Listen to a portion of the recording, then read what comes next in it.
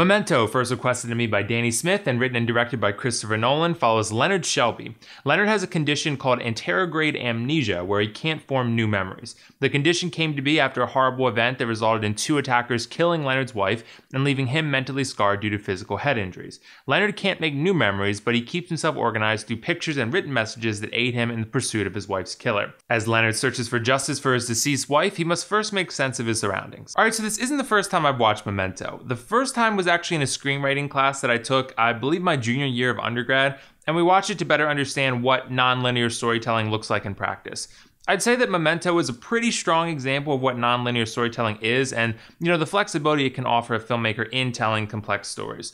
There's several moving parts to Memento's story, and it does arrange them in a way that requires a lot of active thought and active participation just to piece it all together. I think that on second watch, I actually liked Memento a bit less than I did on my first watch, and that mostly comes down to the investment that I felt was fairly moderate for me this time. I think I can definitely appreciate the artfulness of the storytelling, but I did often find myself wishing that I felt more of a pull to Leonard's plight. I think that while the pieces are there to tell a compelling story, I think the arrangement resulted in, at least myself, feeling like, having pre-existing knowledge of things that are happening before they happen, or seeing major events and then seeing lesser events of how we got there, it just led me to, a greatly reduced emotional investment in, pretty much everything that was to come.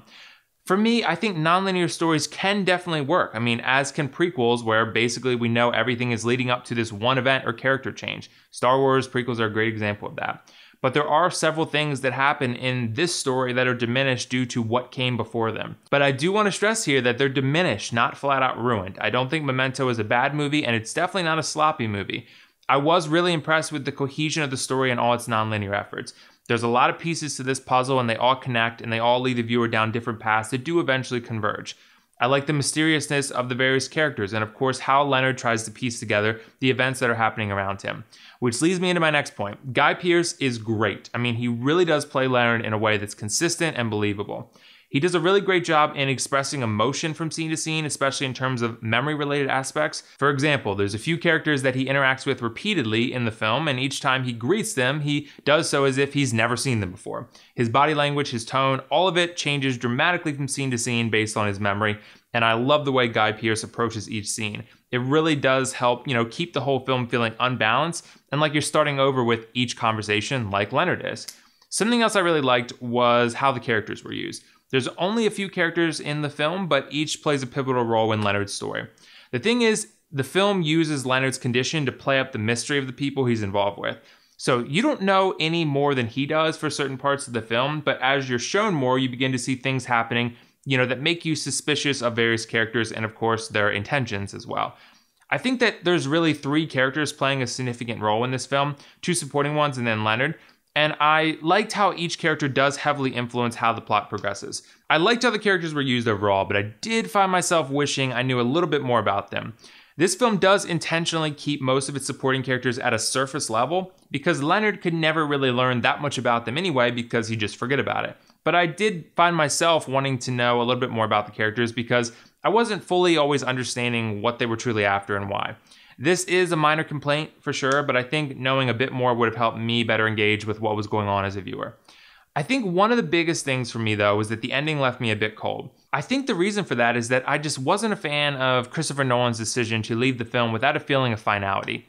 To me, there isn't as much closure to the story as there needs to be. And I get that many people are going to argue that that's kind of the point, that Leonard repeatedly lives out the same types of moments in a never-ending cycle. To me, I felt like I needed to see something more conclusive that leads to more significant development for Leonard.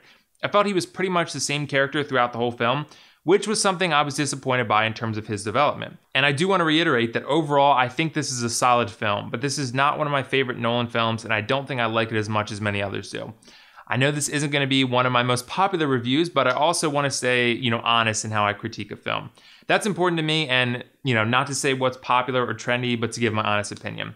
As for the pros cons, for the pros, I thought Guy Pearce delivered an awesome performance as Leonard. The characters all play important roles in the film, and I liked how they were used overall. The story is cohesive and creative, and it's got some mystery to it. As for the cons, I don't love the development for Leonard. The non-linear storytelling didn't work 100% for me, and the ending left me cold. I'm going to give Memento a 7.5 out of 10, and generally recommend you check it out wherever you can find it. I'm not in love with it like many others, but I think it's solid. So have you guys seen Memento? What did you think of it? And if not, let me know why not. Also, let me know your favorite Christopher Nolan film. For me, it's The Dark Knight, but that's a lot of people's favorites. But I really did like Inception a lot too, so that's a really close second, I'd say. I actually liked Inception a lot more when I was requested it by one of you guys. I can't remember which, but I liked it a lot more the second time, and it's become one of my favorite Nolan films. It's unfortunate I liked Memento less this time around, but I guess that's the way it goes sometimes. Either way, this is WillFoxification signing off. See you in the next video.